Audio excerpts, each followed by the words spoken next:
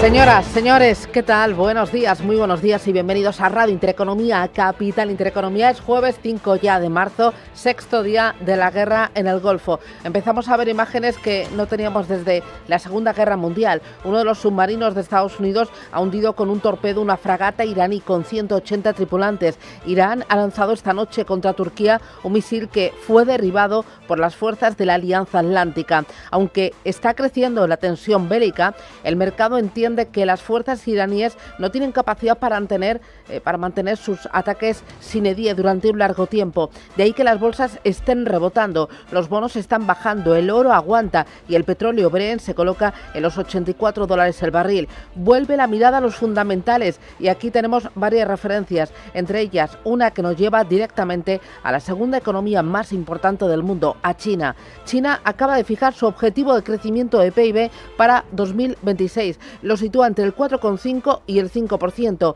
Es el ritmo más bajo en décadas. El gobierno de Xi Jinping reconoce un ritmo de crecimiento más lento mientras está navegando entre la deflación, los ataques arancelarios y, Eva Villanueva, un elevado endeudamiento. Pues sí, es el paraguas, la hoja de ruta que se ha puesto sobre la mesa en esa reunión parlamentaria anual del país, conocida como las dos sesiones.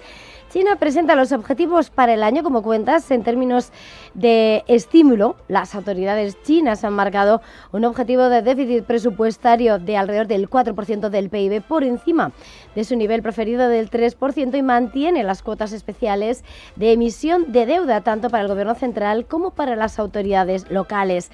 Por el lado de los precios llega todo un reto mientras se compromete a acabar con la deflación este 2026. En 2025 el IPC se situó en el 0,7% y ahora el objetivo se marca en alrededor del 2%, todo un desafío según los analistas, teniendo en cuenta esas prolongadas presiones deflacionarias, un IPC prácticamente sin cambios, precios al productor en descenso y el deflactor, la medida más amplia de precios, también negativo. Sobre el mercado laboral apuntan a una tasa de desempleo urbano del 5,5%.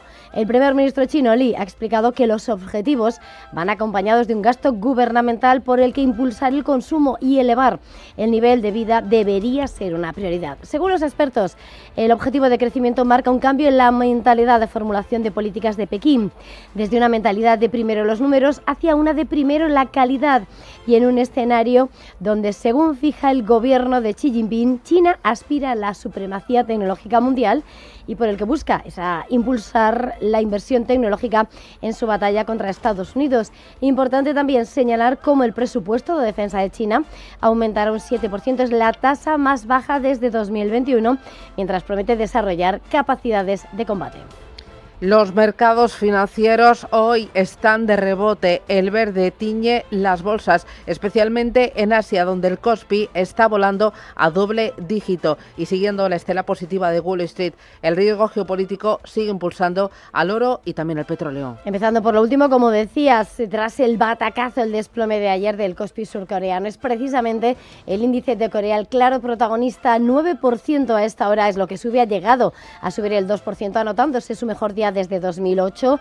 El índice Nikkei en Tokio sube también el 1,90% y vemos como en China el Hansen de Hong Kong avanza un 0,44% en esta jornada, donde se ha fijado un objetivo menos ambicioso de crecimiento de entre el 4,5% y el 5% y donde se persigue acabar con la deflación. Un escenario donde los inversores parecen algo más relajados en torno a las tensiones en Oriente Próximo. Veíamos anoche como Wall Street se anotaba ganancias generalizadas, el índice rector subía al 0,78%, el Nasdaq 100, la tecnología, subía con fuerza el 1,51% y a esta hora vemos como en página de futuros caen el S&P 500 un 0,24% y también la tecnología, que se deja el 0,29%. Un ánimo de los inversores que se veía alimentado anoche, que sentaba bien tras los datos de ISM de servicios y en un escenario donde se han relajado las temores sobre lo que puede afectar al crecimiento y viendo, por supuesto, lo que el mensaje de Estados Unidos en torno a las garantías para el suministro del petróleo. En este escenario el índice dólar vuelve a ser claro ganador, 99,02 en esa canasta frente a las principales divisas. También en el mercado de deuda hemos visto unos bonos que caían, unas rentabilidades que subían y el Treasury a 10 años en el 4,11% y el oro que vuelve a cobrar brillo con los riesgos geopolíticos, $5.165 y una Europa que se prepara para abrir con recortes del 0,62% en el caso del DAX. El IBEX 35 hoy anticipa caídas del 0,22%, el Eurostoxx 50 el 0,51%, teniendo clara atención puesta en las tensiones que se miden en torno al petróleo, motor inflacionario, $83,52 el Brent, West Texas $76,87, suben un 3%. Y ahí está el petróleo muy pendiente de esa guerra que sigue su curso. La tensión diplomática entre Estados Unidos y España se está enredando. Sí, hay reproches cruzados. Apenas un día después de que el presidente Donald Trump amenazara con represalias comerciales contra el país europeo, Washington afirma que Madrid ha accedido a cooperar con el ejército norteamericano. Caroline Leavitt es la portavoz de la Casa Blanca. Con respecto a España, creo que escucharon alto y claro el mensaje del presidente ayer y, según tengo entendido, durante las últimas horas han acordado cooperar con el ejército estadounidense, por lo que sé que este se está coordinando con su contraparte en España. Pero el presidente espera que todos nuestros aliados europeos, por supuesto, cooperen en esta misión largamente buscada no solo para Estados Unidos, sino también para Europa, para aplastar al régimen rebelde iraní, que una vez más no solo amenaza a Estados Unidos, también a nuestros aliados europeos. El gobierno español salió corriendo a desmentir estas declaraciones. José Manuel Álvarez, el ministro de Exteriores español, reiteraba el no a la guerra de la declaración institucional por la mañana de Pedro Sánchez. Será la portavoz de la Casa Blanca, pero yo soy el ministro de Asuntos Exteriores del Gobierno de España y le digo que nuestra posición sobre el uso de las bases, sobre la guerra en Oriente Medio, sobre los bombardeos en relación a Irán, no ha cambiado en absoluto.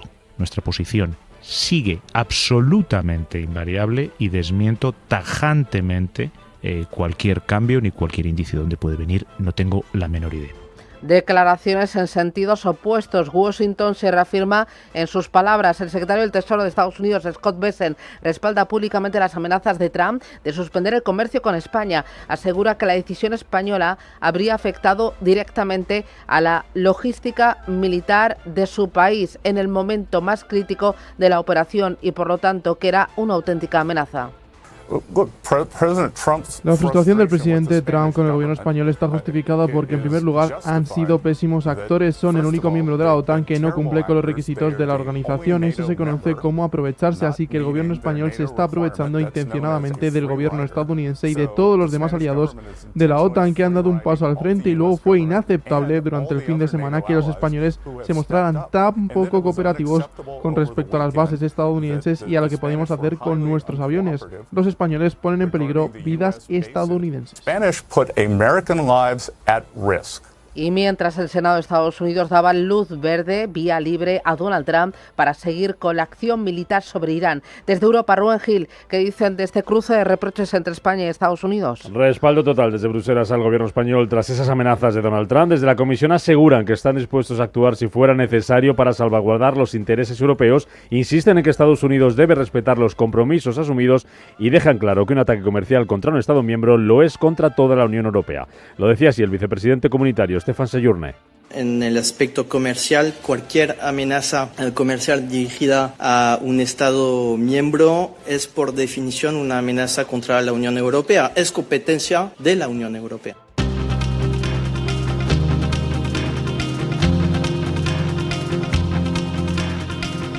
Banco Santander patrocina este espacio.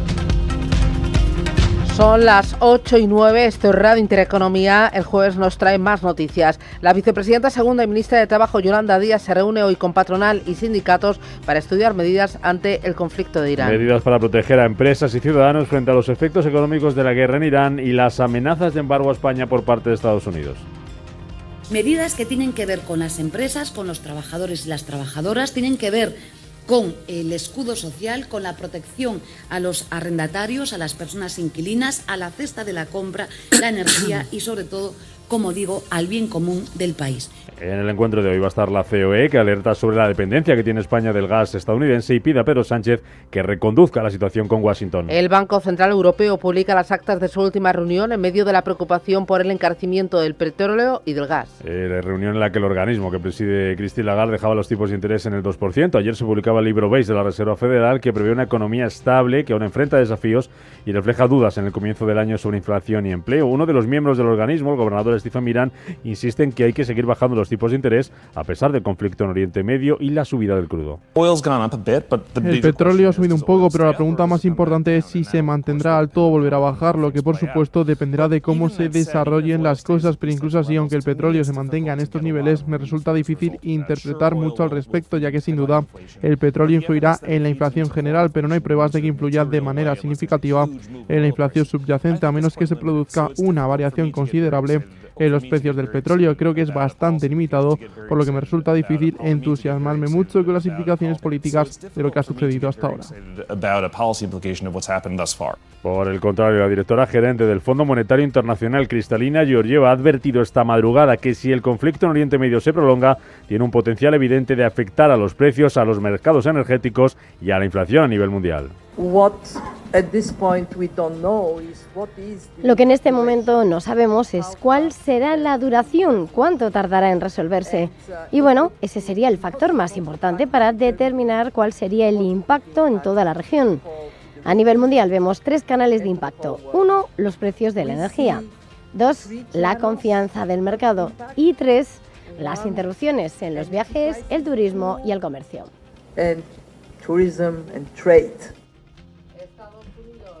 Estados Unidos publica su balanza comercial de enero, después de que cerrase diciembre con un aumento del déficit. Y eso a pesar de los cambios que la Casa Blanca ha hecho en política arancelaria y de las tarifas impuestas por Donald Trump a diferentes países que el Supremo ha considerado ilegales. Tras esa sentencia, el presidente estadounidense anunciaba nuevos aranceles globales que, según el secretario del Tesoro Scott Bessent, van a entrar en vigor esta misma semana.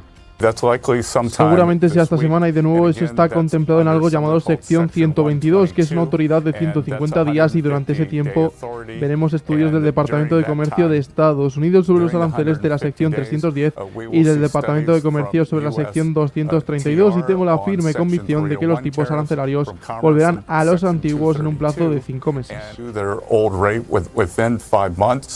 Y amenaza del presidente ruso Vladimir Putin. Dice que podría ser momento de dejar de suministrar gas a los mercados europeos. Dice que solo es una posibilidad y que va a encargar al gobierno junto con las empresas rusas que estudien este tema. La advertencia de Putin se produce mientras Bruselas presiona para eliminar gradualmente el gas ruso por gasoducto a partir del año 2027. Como acabas de decir, planean dentro de un mes, el 24, a partir del 25, introducir restricciones a la compra de gas ruso, incluido el gas licuado, y dentro de un año, en 2027, se impondrán restricciones aún mayores hasta llegar a la prohibición total. Ahora se están abriendo otros mercados y tal vez nos convenga más dejar de suministrar al mercado europeo ahora mismo, entrar en los mercados que se están abriendo y afianzarnos allí. Y el primer ministro de Canadá, Mark Carney, pide estrechar la alianza con Australia ante la ruptura del orden global. Carney, que está de visita estos días en aquel país, en Australia, para afianzar los lazos comerciales, no descarta incluso una posible participación en la guerra de Irán. Nunca se puede descartar categóricamente la participación. Apoyaremos a nuestros aliados, pero tiene sentido. Hay una diferencia entre las acciones ofensivas que han llevado a cabo y están llevando a cabo Estados Unidos e Israel sin consultar con Canadá ni con otros aliados. Y nosotros no formamos parte de esas acciones, pero siempre defenderemos a los canadienses, siempre apoyaremos y defenderemos a nuestros aliados cuando nos lo pidan.